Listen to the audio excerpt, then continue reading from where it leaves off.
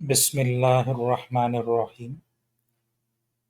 রব্বি ইশরাহ লি সাদরি ওয়াইসির লি আমরি ওয়াহলুল উকদাতাম মিন লিসানি ইয়াফকাহু কওলি। আমরা অনেক সময় এটা শুনতে পাই যে কেউ হিন্দু ধর্ম থেকে মুসলিম হয়েছেন বা হিন্দু ধর্ম থেকে খ্রিস্টান হয়েছেন বা অন্য ধর্মে গেছেন। কিন্তু আমরা এটা কম শুনি যে কেউ হিন্দু ধর্ম গ্রহণ করেছেন। তো এটার কারণটা কি? এটা আমরা আজকে শুনবো একজন হিন্দু পণ্ডিতের কাছ থেকে। উনি ব্যাখ্যা করবেন এর কারণটা। চলুন আমরা শুনে আসি উনি কি বলছেন। আমরা সনাতনী হিন্দুরা প্রায়ই ধর্মান্তরিত হওয়ার খবর পাই। কখনো শুনতে পাই অমুকে হিন্দু ছিল, এখন মুসলিম হয়ে গেছে, বা অমুক হিন্দু আজ খ্রিস্টান ধর্ম গ্রহণ করলো, বা অমুকে আজকে থেকে বৌদ্ধ হয়ে গেল। কিন্তু আমরা এটা খুব কম শুনি যে অমুকে হিন্দু ধর্ম গ্রহণ করলো। তাই আজকে আমরা জানবো যে কেন আমরা শুধুমাত্র হিন্দু ধর্ম থেকে অন্য ধর্মে ধর্মান্তরিত হওয়ার খবর পেলেও হিন্দু ধর্ম গ্রহণের খবর সেভাবে কিন্তু পাই না। নমস্কার, আমি শিবপ্রসাদ মুখোপাধ্যায়।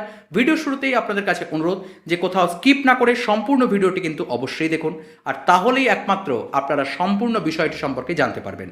আর যদি আপনি এই চ্যানেলের নতুন দর্শক হয়ে থাকেন তবে এখনই নিচের লাল রঙের সাবস্ক্রাইব বাটনটি ক্লিক করে বেল আইকনটি প্রেস করে দিন, যাতে এই চ্যানেলের প্রতিটি ভিডিওর নোটিফিকেশন সবার আগে আপনার কাছে পৌঁছে যায়।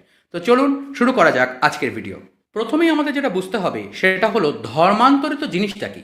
ধর্মান্তরিত হলো এক ধর্ম থেকে অন্য ধর্মে গ্রহণ। অর্থাৎ আপনি হিন্দু ছিলেন, আপনি মনে করলেন বৌদ্ধ ধর্মটা একটু বেশি ভালো, তাই আপনি হিন্দু ধর্ম ত্যাগ করে বৌদ্ধ হলেন। বা আপনি ছিলেন মুসলমান, আপনার হিন্দু ধর্মটা একটু বেশি ভালো লাগলো, তাই আপনি মুসলমান ধর্ম ত্যাগ করে আজ থেকে হিন্দু হলেন। এখন প্রশ্ন, কেন মানুষ ধর্মান্তরিত হয়? উত্তরে অনেক কারণের উল্লেখ করা যেতে পারে। সে কোনো কিছু লোভ দেখিয়ে ধর্মান্তরিত করেই হোক, বা তলোয়ারের ভয় দেখেই হোক, সে অশিক্ষাই হোক, বা সমাজের উঁচু শ্রেণীর মানুষের অবহেলাতেই হোক। আমরা ইতিহাস ঘাটলে অনেক অনেক কারণ দেখতে পাই যেখানে বিভিন্ন সময় বিভিন্ন মানুষ নিজ ধর্ম ত্যাগ করে অন্য ধর্ম গ্রহণ করছেন। উনি ধর্মান্তরিত হওয়ার কয়েকটা কারণ উল্লেখ করলেন, কিন্তু এর বাইরেও কিন্তু কারণ আছে। পজিটিভ কারণেও কিন্তু মানুষ ধর্মান্তরিত হতে পারে। যেমন একজন দেখলো যে অন্য কোনো ধর্মে, সেই ধর্মের যে শিক্ষা আছে এই শিক্ষাটা সুন্দর। অন্য কোনো ধর্মের কোনো একটা দিক তার ভালো লাগলো, অন্য কোনো ধর্মের যে সত্য মনে করলো সে সেই ধর্মটাকে, এবং সেই কারণে সে সত্য ধর্ম গ্রহণ করলো। এই কারণেও কিন্তু মানুষ ধর্ম ত্যাগ করে অন্য ধর্ম গ্রহণ করে। আজকের সমাজে প্রচলিত যে মূল শাখার ধর্মগুলি অর্থাৎ হিন্দু, ইসলাম, খ্রিস্টান ইত্যাদি ধর্মগুলির মধ্যে ইসলাম ও খ্রিস্টান ধর্মের প্রধান ধর্মগ্রন্থগুলিতে অন্য ধর্মের মানুষদের নিজ ধর্মে ধর্মান্তরিত করানোর আদেশ পাওয়া যায়। নিজ ধর্মের প্রচার এবং প্রসার করে অন্য ধর্মের মানুষকে নিজ ধর্ম গ্রহণের জন্য উৎসাহ দেওয়া, আহ্বান জানানো কিংবা প্রয়োজনে জোর করাকেও অত্যন্ত পুণ্যের কাজ বলে মনে করা হয়। ধর্মাবলম্বী মানুষেরা এটা তারা মনে করেন। তথ্যসূত্র আমার পুরাতন ভিডিওর কমেন্ট সেকশন, যেখানে প্রচুর মুসলমান ও খ্রিস্টান ভাইয়েরা নিজ ধর্মগ্রন্থের রেফারেন্স সহ আমায় এবং আমার ভিডিওর হিন্দু ধর্মের বিভিন্ন দর্শক বন্ধুদের নিজ ধর্ম গ্রহণ করবার জন্য আহ্বান জানিয়েছেন, উৎসাহ দিয়েছেন এবং রীতিমতো ঝগড়াও করছেন। যাই হোক, মোট কথা হলো অন্য ধর্মে ধর্মান্তর করানোর এই প্রথা হিন্দু বাদ দিয়ে অন্য ধর্মে আমরা দেখতে পাই, কিন্তু হিন্দু ধর্মের কোনো গ্রন্থে আমরা এটা দেখতে পাই না যেখানে বলা আছে যে অন্য ধর্মের মানুষদের হিন্দু ধর্মে ধর্মান্তরিত করাটা অত্যন্ত পুণ্যের কাজ। এখন প্রশ্ন হলো, কেন হিন্দু ধর্ম ধর্মান্তরিত করাকে প্রমোট করে না? কেন হিন্দু ধর্ম বলে না যে নিজ ধর্মকে প্রচার ও প্রসার করো, অন্যদের এই ধর্মে আসার আমন্ত্রণ জানাও? কেন হিন্দুরা অন্য ধর্মকে জোর করে নিজ ধর্মের আনার চেষ্টা করে না? সেটা কিন্তু একটা ভাবনার বিষয়। আসলে এর মূল কারণ হলো সনাতন হলো এই বিশ্বের এক এবং অদ্বিতীয় ধর্ম। এই পৃথিবীতে সনাতন হিন্দু ছাড়া আর কোনো ধর্মই নেই। ওনার মতামত হচ্ছে যে সনাতন হচ্ছে পৃথিবীর একমাত্র ধর্ম, সনাতন ধর্ম ছাড়া আর কোনো ধর্ম নেই। আচ্ছা, কিন্তু আমরা কিন্তু জানি যে পৃথিবীতে হাজারেরও বেশি, এমনকি প্রায় ৪,০০০ ধর্ম রয়েছে।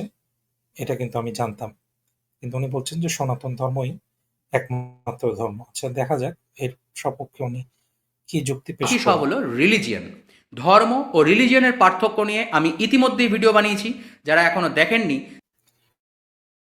ওনার মতামত হচ্ছে যে সনাতন ধর্ম একমাত্র ধর্ম এবং বাকি সব হচ্ছে রিলিজিয়ন।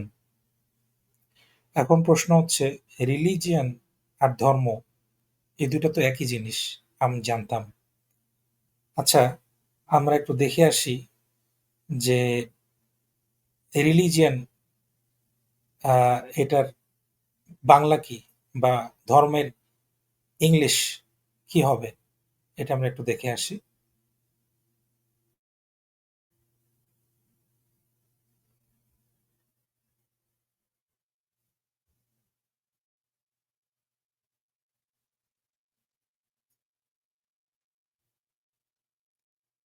দেখুন, আমরা দেখছি যে ধর্ম, এটার ইংলিশ হচ্ছে religion, faith, virtue, religious merit, duty, property, attribute, এরকম অনেকগুলা অর্থ আছে। নেচার, তো এরকম অনেকগুলো অর্থ আছে। তার ভিতরে প্রথম যে অর্থটা আসে সেটা হচ্ছে ধর্ম বা রিলিজিয়ন। ধর্মের আরেকটা ইংলিশ কিন্তু আসে নেচার, সেটাও কিন্তু আসে। তাহলে এটা আমরা দেখলাম যে ধর্মের ইংলিশ হচ্ছে রিলিজিয়ন, এটা কিন্তু কোনো আলাদা শব্দ নয়, জাস্ট ইংলিশ, দ্যাটস ইট। কাছে আমার অনুরোধ যে আমার চ্যানেলের ধর্ম ও রিলিজিয়ান প্লে লিস্টটি আপনারা দেখতে পারেন। সংক্ষেপে বলতে গেলে ধর্ম হলো সেটা যা গ্রহণ বা ত্যাগ করা কখনোই যায় না। যেমন আগুনের ধর্ম হলো দহন কার্য বা পোড়ানো। আগুনের এই ধর্ম গ্রহণ বা ত্যাগ কোনো কিছুই করবার ক্ষমতা নেই। সৃষ্টির আদি থেকে ধ্বংসেরও পর পর্যন্ত যতদিন আগুন থাকবে ততদিন আগুনের ধর্ম হলো দহন কার্য বা পোড়ানো। এইভাবেই নদীর ধর্ম প্রবাহমানতা, জলের ধর্ম হলো তৃষ্ণা নিবারণ, বায়ুর ধর্ম হলো বয়ে যাওয়া, সূর্যের ধর্ম হলো প্রকাশ হওয়া।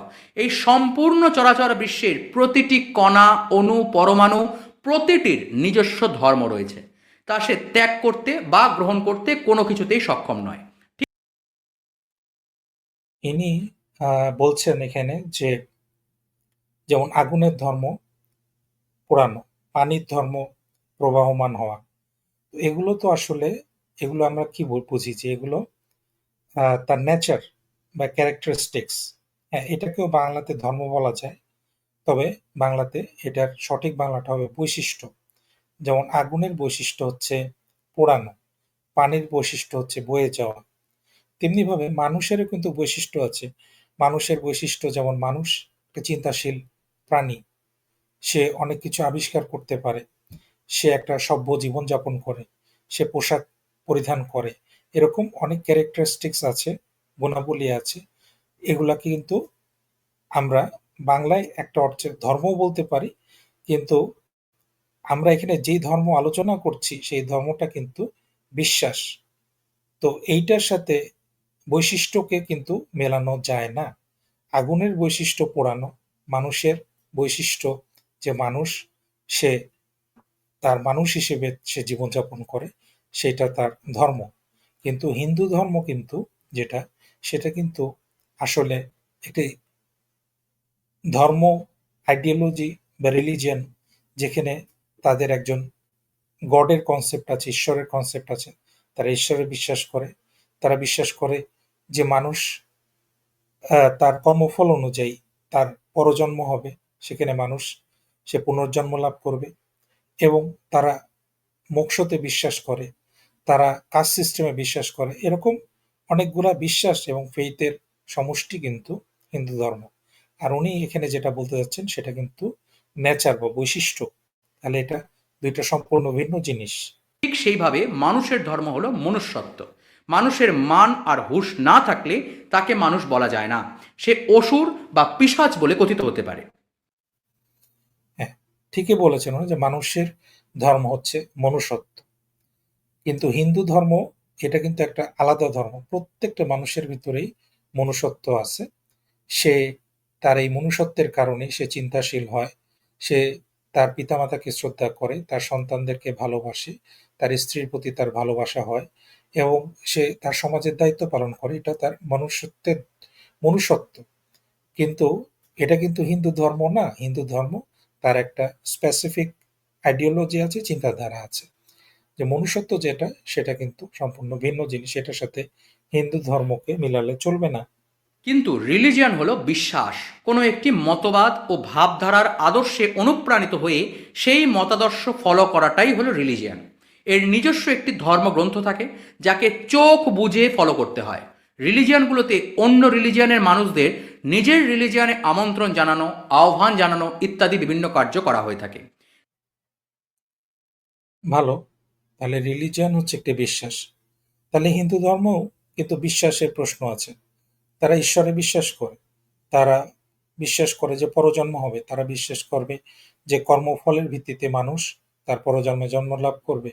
এগুলো কিন্তু সবই বিশ্বাস, এবং তাদেরও কিন্তু ধর্মগ্রন্থ আছে।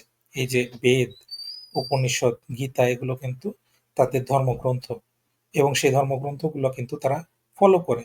তাহলে কিভাবে এই হিন্দু ধর্মটা অন্যান্য ধর্ম থেকে আলাদা হলো? কারণ মতাদর্শ বা ভাবধারাকে গ্রহণ বা ত্যাগ করা পসিবল, কিন্তু ধর্ম ত্যাগ করা যায় না, গ্রহণও করা যায় না। রিলিজিয়ান শুধুমাত্র নিজের রিলিজিয়ানের মানুষের সুখ চায়, কিন্তু ধর্ম বলে সার্ভে ভাবান্তু সুখিনাহা, সবাই সুখে থাক, সবাই ভালো থাক। শুধু সনাতনীরা নয়, ইসলাম, খ্রিস্টান, বৌদ্ধ, শিখ, নারী, পুরুষ, বৃক্ষ, জীব, জন্তু, সবাই ভালো থাক, সবাই সুখে থাক। কারণ এর কারণ হলো সনাতন ধর্ম মতে সবাই সনাতনী, এর আলাদা করে। আচ্ছা, এখানে উনি একটা ভালো কথা বলছেন যে সনাতন ধর্ম অনুযায়ী তারা বিশ্বাস করে যে সকলেই সুখে থাক, সকলেই ভালো থাক। খুবই ভালো কথা। অর্থাৎ কেউ যদি মুসলমান হয়, সে তার ধর্ম নিয়ে সুখে থাক। কেউ যদি খ্রিস্টান হয়, তাহলে সে তার ধর্ম নিয়ে সুখে থাক। তাহলে কোনো হিন্দু যদি সে ইসলাম ধর্ম গ্রহণ করে, তাহলে তো হিন্দুদের কোনো আপত্তি থাকার কথা না। কারণ সে ইসলাম ধর্ম নিয়ে সুখে থাকবে বা খ্রিস্টান ধর্ম নিয়ে সুখে থাকবে। তাহলে এটা একটা হিন্দুদের একটা ভালো জিনিস আমরা জানতে পারলাম। গ্রহণ বা ত্যাগ করা কোনো কিছুরই প্রয়োজন পড়ে না। সনাতন ধর্ম মনে করে দেহস্থিত আত্মার কর্ম অনুসারে কর্মফল লাভ করে। এখন এই তাহলে এই যে দেখেন, তারা, উনি বলছেন মনে করে যে দেহস্থিত আত্মার কর্মফল অনুযায়ী সে কর্মফল লাভ করে। এটাও কিন্তু একটা বিশ্বাস। এটা কিন্তু আমরা দেখতে পাই না। এটা একটা বিশ্বাসের ভিত্তিতেই তারা এটা মনে করে। সুতরাং এই বিশ্বাসটা কিন্তু অন্যান্য ধর্মের বিশ্বাসের থেকে আলাদা কিছু নয়।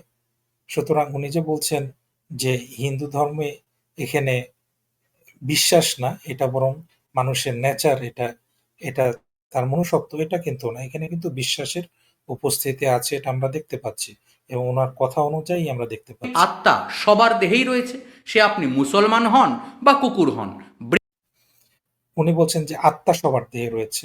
এই আত্মাও কিন্তু আমরা দেখতে পাই না। এটাও কিন্তু একটা বিশ্বাস যে আমাদের ভিতরে আত্মা বৃক্ষ রয়েছে। হন বা প্রজাপতি হন, আপনার মধ্যে রয়েছে আত্মা। তাই প্রত্যেকেই হলেন সনাতনী। তাই ধর্মান্তরিত করার বা না করার প্রশ্নই আসে না। এছাড়াও এটাও ঠিক যে যেহেতু সনাতন ধর্ম সব থেকে প্রাচীন ধর্ম, তাই এর কোনো পুস্তকেই অন্য রিলিজিয়ানকে নিজ ধর্মে ধর্মান্তরিত করার উল্লেখ মেলে না। কারণ যেখানে অন্য রিলিজিয়ান ছিলই না, সেখানে তাদের ধর্মান্তরিত করার প্রশ্নই আসে না। কিন্তু পরবর্তীকালে ইসলাম, খ্রিস্টান, বৌদ্ধ ইত্যাদি মতবাদের আগমন ঘটলে সনাতনীদের নিজ ধর্মে ধর্মান্তরিত করানোর আদেশ মেলে সেই সমস্ত গ্রন্থে। কারণ সনাতন ধর্ম তার আগে থেকেই বর্তমান ছিল। প্রচার, প্রসার, ধর্মান্তর এসবের প্রয়োজন পড়ে রিলিজিয়ানের। যা সত্য তার প্রচার বা প্রসারের প্রয়োজন পড়ে না। পৃথিবী সূর্যের চারিদিকে ঘোরে, এটা সত্য। এটা যারা তাহলে এই পণ্ডিতের মতে যে সনাতন ধর্ম হচ্ছে সবচেয়ে পুরনো ধর্ম, এবং সনাতন ধর্ম একমাত্র সত্য ধর্ম। কিন্তু তারা অন্যান্য যে ধর্মাবলম্বী আছে তাদেরকে এই সত্য ধর্মের দিকে আহ্বান করছেন না। কিন্তু কথা হচ্ছে কেন করছেন না? কারণ যেটা সত্য সেটা তো আমি সবাইকে জানাতে চাবো, এটাই তো স্বাভাবিক। আমি যদি জানি যে ২ আর ২ এ ৪ হয়, তাহলে এটাই সত্য। এবং কেউ যদি বলে যে ২ আর ২ এ ৫ হয়, তাকে অবশ্যই আমার বলা উচিত যে আপনি ভুল করছেন। আপনার সঠিক উত্তর হবে ২ আর ২ এ ৪। কেউ যদি বলে ২ আর ২ এ ৯ হয়, তাহলে আমি বলব এটা আপনি ভুল করছেন। আপনি সঠিক পথে আসুন, সঠিক জিনিসটা জানুন। তাহলে আমি সত্য জানার পরেও আমি যদি কাউকে সত্যটা না শিখাই বা সত্যের দিকে আহ্বান না করি, এটা কিভাবে জাস্টিফাইড হতে পারে এবং এটা কিভাবে সত্য হতে পারে? এটা অবশ্যই প্রশ্নের দাবি রাখে। বিশ্বাস করে না তাদের মূর্খ বলে। তাদের এটা বিশ্বাস করা বা না করায় পৃথিবী নিজের ঘূর্ণন বন্ধ করে দেয় না। ঠিক সেই তাহলে উনার মতামত হচ্ছে যে সনাতন ধর্মটা সত্য এবং এটা যারা বিশ্বাস করে না তারা মূর্খ। এখন কথা হচ্ছে, তার মানে উনার কথা অনুযায়ী তাহলে সনাতন ধর্মে যারা অবিশ্বাস করে, অর্থাৎ হিন্দু, বৌদ্ধ, খ্রিস্টান বা অন্যান্য ধর্মাবলম্বী সকলেই মূর্খ। তাহলে এই মূর্খদেরকে জানানো বা সত্যটা তাদেরকে সত্য দিকে আহ্বান করা, এটাই কি তার উচিত ছিল না? বা সনাতন ধর্মের উচিত ছিল না? কেন তারা আহ্বান করছে না? কেন মূর্খকে মূর্খের জায়গাতেই তারা রাখতেছে?